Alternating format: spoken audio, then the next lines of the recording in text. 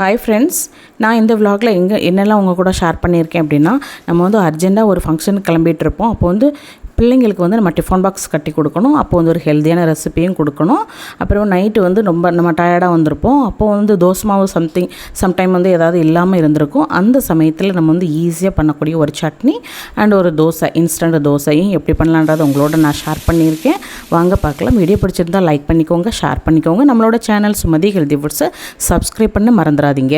அன்றைக்கி வந்து வெள்ளிக்கிழமைன்றதுனால சின்னதாக ஒரு பூஜை பண்ணிக்கிட்டு ஸ்லோகங்கள் எல்லாமே சொல்லலை. சும்மா ஒரு அவசரத்துக்கு ஒரு சாமி கும்பிட்டுக்கிட்டேன் பூவெல்லாம் போட்டு. அப்புறமா பார்த்தீங்கன்னா இந்த மாதிரி நீங்கள் அர்ஜென்ட்டாக கிளம்புற சமயத்தில் இது வந்து உங்களுக்கு இந்த வீடியோ வந்து உங்களுக்கு ஒரு யூஸ்ஃபுல்லாக இருக்கும். காலையிலைக்கு வந்து சிம்பிளாக ஒரு தோசையும் தக்காளி சட்னியும் தான் பண்ணியிருந்தேன். அது வந்து ஒவ்வொருத்தராக சாப்பிட வரும்போது நமக்கு சுட்டுக்கிட்டு இருக்கிறதுக்கு நார்மலான டைம் இருக்காதுன்றதுனால நான் ஹாட் பாக்ஸில் டோட்டலாக சுட்டு வச்சுட்டேன். அவங்க வந்து எடுத்து சாப்பிட்டுக்கிடுவாங்க. இது பார்த்திங்கன்னா நான் வந்து ஃப்ரெஞ்ச் ஃப்ரைஸ்க்கு தான் கட் பண்ணியிருந்தேன். அவங்க பிள்ளைங்க வந்து பொட்டேட்டோ ஃப்ரை நல்லா காரமாக பண்ணி கொடுமா இன்றைக்கின்னு கேட்டதுனால இந்த மாதிரி காரமாக பண்ணியிருக்கேன்.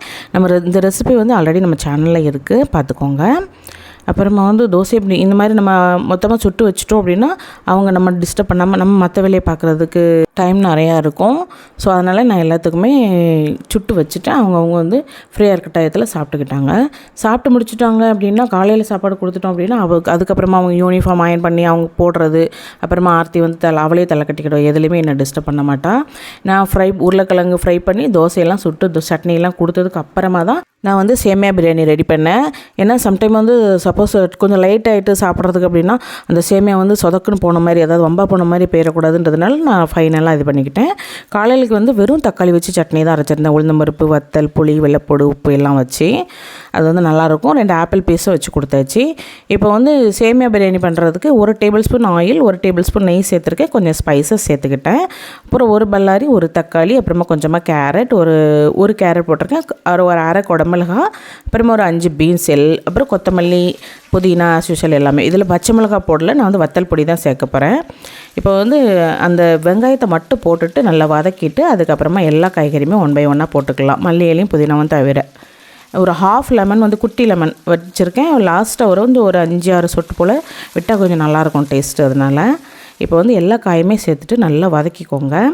அது ½ குக் ஆனதுக்கப்புறமா கொஞ்சமாக உப்பு சேர்த்துட்டு அது நல்லா வதக்கிட்டு இருக்கும்போதே இஞ்சி பூண்டு விழுது 1 ஸ்பூன் சேர்த்துட்டு அதோட பச்சை வாசனை போக நல்லா வதக்கி விட்டுக்கோங்க. இது வந்து கொஞ்சம் குயிக்காகவும் முடிஞ்சிடும், நல்லா ஹெல்த்தியாகவும் இருக்கும். ஏன்னா நிறையா காய்கறி எல்லாம் நம்ம சேர்க்குறோம் அப்படின்றதுனால நல்ல ரிச்சாக இருந்த மாதிரி இருக்கும். இப்போது 1 பாக்கெட் அளவுக்கு நான் அணில் சேமியா சேர்த்துட்டு அதை வந்து அந்த நெய்யில் அந்த காய்கறியோட படுற மாதிரி நல்லா வதக்கிக்கோங்க.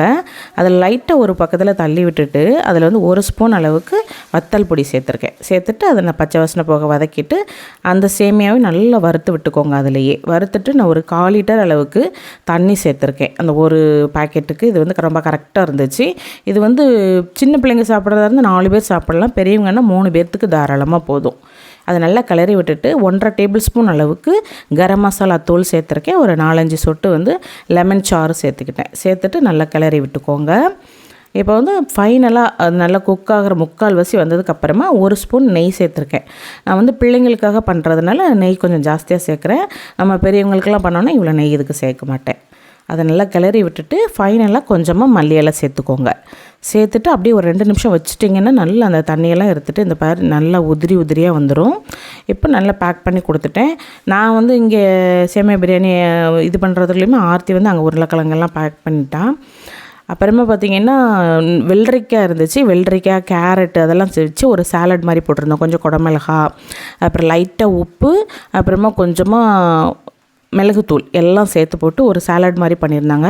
இது வந்து கொஞ்சம் பெருசாகவே கட் பண்ணி வச்சுருந்தோம். அது எடுத்து அப்படி சாப்பிட்றதுக்கு நல்லாயிருக்கும்னு நவீன் வந்து வீட்டிலே சாப்பிட்டான். இவளுமே வீட்டில் சாப்பிட்டா. ஆனால் இவன் மட்டும்தான் பேக் பண்ணி கேட்டான். அவன் வந்து வேண்டாம், எனக்கு நான் வீட்டில் வந்ததுக்கப்புறமா சாப்பிட்டுக்கிடுதேன் அப்படின்ட்டான். இப்போ அவளுக்கு மட்டும்தான், ஆர்த்திக்கு மட்டும் தான் கொடுத்து விட்டேன். அவங்களெல்லாம் கொடுத்து முடிச்சுட்டு நாங்களுமே சாப்பிட்டு முடிச்சுட்டு கிளம்பிட்டோம். டைம் வந்து ரொம்ப கரெக்டாகவே இருந்துச்சு. அப்புறமா கிளம்பி போகும்போது நான் எதையாவது ஒன்று மறந்து வச்சுட்டு வந்துடுவேன். இப்போ வந்து நான் மொய் கவரையே மறந்து வச்சுட்டு வந்துட்டேன். கல்யாணம் வீட்டுக்கும் அந்த நிச்சயதார்த்த ஃபங்க்ஷனுக்கும். அப்புறமா மறுபடியும் திட்டு வாங்கிட்டே வந்து எடுத்துகிட்டு போனேன். அப்புறம் நைட்டு டிஃபனுக்கு வந்து ஒரு இன்ஸ்டன்ட் தோசை ரெடி பண்ணியிருக்கேன். அதையுமே உங்களோட ஷேர் பண்ணியிருக்கேன். பாருங்கள், தோசை மாவு எதுவும் இல்லாத டயத்தில் இதை ட்ரை பண்ணி பாருங்கள், ரொம்ப நல்லாயிருக்கும். ஒரு அகலமான பவுல் எடுத்துக்கோங்க. நான் வந்து இந்த கப் அளவுக்கு ஒரு கப்பில் பச்சரிசி மாவு எடுத்திருக்கேன். நம்ம நார்மலாக வீட்டில் திரிச்சு வச்சுருப்போம் இல்லையா, புட்டு இடியாப்பம் அந்த மாதிரிலாம் பண்ணுறதுக்கு. அதில் 1 கப் அளவுக்கு நான் அரிசி மாவு சேர்த்துருக்கேன். ஒரு 3 டீஸ்பூன் அளவுக்கு ரவை சேர்த்துருக்கேன். இதுக்கு தேவையான உப்பு சேர்த்துக்கோங்க. இப்போ நான் வந்து ஒரு 1/4 கப் அளவுக்கு தயிர் சேர்த்துருக்கேன். இது வந்து கொஞ்சம் புளிச்ச தயிராக இருந்தாலுமே நல்லாயிருக்கும். ஏன்னா நம்ம வந்து இன்ஸ்டண்ட்டாக பண்ண போகிறோம். அதனால் இப்போ ஒரு கேரட் வந்து இந்த மாதிரி துருவி வச்சுருக்கேன், அதையுமே உள்ளே சேர்த்துக்கோங்க. கொஞ்சம் இஞ்சி துருவி வச்சுருக்கேன். கட் பண்ணி சேர்த்திங்க அப்படின்னா குழந்தைங்களுக்கு வாயில் கடிப்படும். அது வந்து இன்ட்ரெஸ்ட்டாக சாப்பிட மாட்டாங்க. இப்படி பண்ணும்போது கலந்துரும், ஒன்றும் தெரியாது. இப்போது கொஞ்சமாக கருவேப்பிலை, மல்லி இலை அதையுமே சேர்த்துக்கோங்க.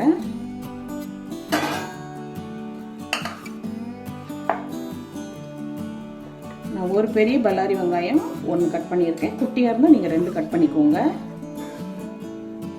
3 பச்சை மிளகாய், எங்களுக்கு காரம் பிடிக்குன்றதுனால சேர்க்குறேன். நீங்கள் காரம் கம்மியாகனா 2 ஒன்றா சேர்த்துக்கோங்க.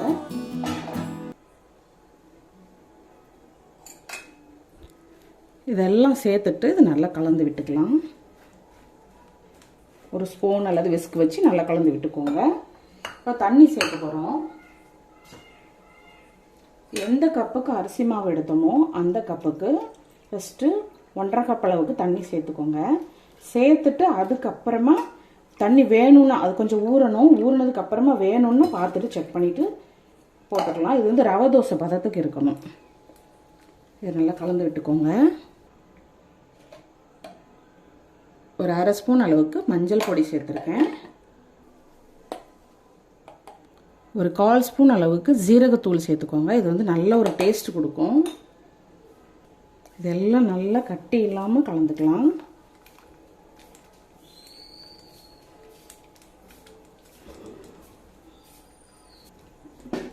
நல்லா இந்த மாதிரி தண்ணி இல்லாமல் கட்டி இல்லாமல் கலந்துக்கோங்க. கலந்துட்டு இப்போ ஒரு மூடி போட்டு மூடி வச்சுக்கோங்க. ஒரு 15 நிமிஷம் வந்து இது நல்லா ஊறட்டும். அந்த ரவை எல்லாமே தண்ணி வந்து இழுத்துக்கணும். அதுக்கப்புறமா நம்ம தண்ணி தேவைப்படுற தண்ணியை ரவை தோசை பதத்துக்கு நம்ம வந்து கலந்து எடுத்துக்கலாம். மாவு வந்து ஊறிட்டு இருக்க சமயத்துக்குள்ளே நம்ம வந்து ஒரு சட்னி ரெடி பண்ணிடலாம். ஒரு 1/4 கப் அளவுக்கு தேங்காய் சேர்த்துருக்கேன். பெரிய தக்காளி பழன்றதுனால 1/2 சேர்த்துருக்கேன். சின்னதுன்னா இப்போ முழுசாவே சேர்த்துக்கோங்க. 4 பச்சை மிளகாய், 2 பல்லு பூண்டு, கொஞ்சமாக புளி சேர்த்துருக்கேன். தேவையான அளவுக்கு உப்பு சேர்த்துருக்கேன். அப்புறமா நல்லா வாஷ் பண்ணி எடுத்த ஒரு 1/2 கப் அளவுக்கு புதினா இலைகளை உள்ளே சேர்த்துருக்கேன். இது வந்து நல்லா கொஞ்சமாக தண்ணி சேர்த்துட்டு நல்லா மையாக அரைச்சி வச்சுட்டு வந்துடலாம். நிறைய நம்ம சேனலில் வந்து சட்னி ரெசிபிஸ் போட்டிருக்கோம், மஷ்ரூம் ரெசிபிஸ், அப்புறமா வந்து லன்ச் மெனு நிறையா இருக்குது பாருங்கள். சைடிஷ் ரெசிபிஸ் இருக்குது, அப்புறமா ஸ்நாக்ஸ் ரெசிபிஸ் எல்லாமே இருக்குது. இப்போ நம்ம அரைச்சிட்டு வந்தாச்சு. இப்போ மாவு பார்த்திங்கன்னா எப்போவுமே இப்போ நம்ம வந்து ஒரு சில அரிசியை பொறுத்து தண்ணி வந்து வேறுபடும் அந்த மாவு பொறுத்து. இப்போ நான் வந்து இன்னொரு கப் அளவுக்கு தண்ணி சேர்த்துக்கிடுறேன். சேர்த்துட்டு கலந்து பாருங்கள். இன்னும் ஒரு 1/2 கப்பு கூட நம்ம சேர்த்துக்கலாம். நல்லா அந்த ரவை தோசை பதத்துக்கு நல்லா தண்ணியாகவே இருக்கட்டும். அப்போ தான் வந்து ஊற்றுறதுக்கு நல்லாயிருக்கும். இப்போ நான் வந்து அடக்கல்லில் போட்டு எடுக்கேன். இது வந்து நம்ம பெரியவங்க கொஞ்சம் வந்து டயட்டில் பிளான் பண்ணிகிட்டு இருக்கிறவங்களுக்கு வந்து இந்த மாதிரி லைட்டாக எண்ணெய் தடவிட்டு இந்த மாதிரி சுட்டுக்கலாம். இல்லை நம்ம பிள்ளைங்களுக்கு கொடுக்க போகிறோம், இல்லை நம்ம வந்து நார்மலாக நல்லா ரவை தோசை மாதிரி நல்லா மொறுன்னு வேணும் அப்படின்னா ஃபஸ்ட்டு இதில் ஒரு டிப்ஸ் ஃபாலோ பண்ணணும் நம்ம. அதாவது தோசைக்கல் வந்து நல்லா ஹீட்டாக இருக்கணும். தோசைக்கல் ஹீட் ஆகுறதுக்கு முன்னால் போட்டோம் அப்படின்னா கண்டிப்பாக வந்து அந்த தோசை வரவே வராது, பிஞ்சு போயிடுங்க. இப்போ இதை மாற்றி போட்டோம்னாலும் போட்டுக்கலாம், இல்லை அப்படியே சாப்பிட்னாலும் சாப்பிட்லாம். ஆல்ரெடி நல்லா வெந்திருக்கும். இப்போ இந்த கல் நல்லா சூடாக இருக்குது பாருங்கள். இந்த மாதிரி இருக்கணும். தண்ணி வந்து மாவு வந்து எப்போ அடுத்த தோசை போடும்போதுமே இந்த மாதிரி கலந்து எடுத்துக்கோங்க. அடியில் வந்து அந்த காய்கறி அந்த மாவு எல்லாமே ஒட்டிகிட்டு இருக்கும், மேலே தண்ணி இருக்கும். ஸோ இந்த மாதிரி கலந்துட்டு ஊற்றிக்கோங்க. இது வந்து நம்ம நார்மலாக தோசை மாதிரி ஸ்ப்ரெட் பண்ணி விட முடியாது, இந்த மாதிரி ஊற்றி தான் விட முடியும். இப்போ தேவையான அளவுக்கு நல்லெண்ணெய் சேர்த்து பண்ணுங்கள், நல்லாயிருக்கும் டேஸ்ட்டு. இப்போ இது வந்து கிட்டத்தட்ட அடை தோசை டேஸ்ட்டில் இருக்கும். ரொம்ப நல்லாயிருக்கும், டேஸ்ட்டாக இருக்கும். இதுக்கு வந்து கார சட்னி நல்லாயிருக்கும், தேங்காய் சட்னி, இந்த மாதிரி வெறும் எம்டியாக பண்ண தக்காளி சட்னி இதெல்லாமே ரொம்ப சூப்பராக இருக்கும். தக்காளி தொக்கு கூட வச்சு சாப்பிட்லாம், நல்லாயிருக்கும். இந்த மாதிரி நான் வந்து அப்புறமா இது வந்து வேகிறது கொஞ்சம் டைம் எடுக்கும். கொஞ்சம் அவசரப்பட்டு எடுத்துடாதீங்க, பிஞ்சு போயிடும். அதனால் நான் 2 கல்லையுமே போட்டு எடுத்துக்கிட்டேன். நான் இந்த அடைக்கல்ல போடுறது வந்து நானும் என் வீட்டுக்காரங்களும் சாப்பிட்டுக்கிட்டோம். அது வந்து பிள்ளைங்களுக்கு கொடுத்துட்டேன். அது வந்து நல்லா மொறுமொறுன்னு இருந்துச்சு, ரொம்ப இன்ட்ரெஸ்ட்டாக நல்லா டேஸ்ட்டாக இருந்துச்சு, சாப்பிட்டாங்க. நீங்களும் கண்டிப்பாக இதே அளவுகளோடு செஞ்சு பாருங்கள். செஞ்சு பார்த்துட்டு இந்த ரெசிபிஸ் உங்களுக்கு எப்படி வந்துச்சுன்றத கமெண்ட் பாக்ஸில் எனக்கு ஷேர் பண்ணுங்கள். வீடியோவுக்கு கண்டிப்பாக லைக் பண்ண மறந்துடாதீங்க. வீடியோ பிடிச்சிருந்துச்சுன்னா உங்களோட ஃப்ரெண்ட்ஸுக்கெலாம் ஷேர் பண்ணி விட்டுக்கோங்க. நம்ம சேனலை சப்ஸ்கிரைப் பண்ண மறந்துடாதீங்க. பார்க்கவே பாருங்கள் இந்த தோசை வந்து எவ்வளோ அழகாக நல்ல மொறுமொறுன்னு இருக்குன்னு. இதுக்கு வந்து நிறைய செலவுலாம் ஆகாதுங்க. பச்சரிசியும் ரவையும் மட்டும், ரவையெல்லாம் கம்மியாக தான் சேர்த்துருக்கோம். ரொம்ப டேஸ்ட்டாக இருக்கும். கண்டிப்பாக நீங்கள் இது ட்ரை பண்ணி பாருங்கள். உங்களுக்குமே ரொம்ப நல்லா வரும். வந்துச்சுன்னா எனக்கு வந்து கமெண்ட் பாக்ஸில் ஷேர் பண்ணுங்கள் உங்களோட கமெண்ட்டை. ஃப்ரெண்ட்ஸ், நீங்கள் பண்ணுற கமெண்ட் அண்ட் லைக் வந்து எனக்கு நிறைய மோட்டிவேஷனை கொடுக்கும். அடுத்தடுத்த நிறைய ரெசிபிஸ் அண்டு விலாக் போடுறதுக்கு. கண்டிப்பாக ட்ரை பண்ணி பார்த்துட்டு ஷேர் பண்ணுங்கள். உங்களோட கமெண்ட்ஸ் என்கிட்ட ஷேர் பண்ணுங்கள். இந்த தோசையோட டேஸ்ட் எப்படி இருக்குன்னு பார்த்தீங்கன்னா, கிட்டத்தட்ட அடை தோசையும் ரவை தோசையும் சேர்ந்தால் எப்படி ஒரு டேஸ்ட்டில் நல்ல கிறிஸ்பியாக இருக்குமோ அந்த மாதிரி இருக்கும். இதுக்கு வந்து சின்ன பிள்ளைங்களுக்குலாம் நம்ம கொடுத்தோம் அப்படின்னா வந்து அவங்க வந்து அதை அப்படியே சாப்பிட்ருவாங்க. சட்னி எதுவுமே தேவைப்படாது. நீங்கள் வந்து சின்ன குழந்தைங்களுக்கு கொடுக்குறது வந்து பச்சை மிளகாவை வந்து கட் பண்ணிவிட்டு நீங்கள் வந்து வத்தல் பொடி கூட லைட்டாக சேர்த்துக்கலாம். நல்லாயிருக்கும். அதுவுமே கண்டிப்பாக ரெசிபிஸ்லாம் ட்ரை பண்ணுங்கள். நம்ம சேனலை சப்ஸ்கிரைப் பண்ண மறந்துடாதீங்க. நாளைக்கு சூப்பரான இன்னொரு விலாக் அண்ட் ரெசிபிஸோடு உங்களை நான் சந்திக்கிறேன். Thank you so much. Bye from Sumathi.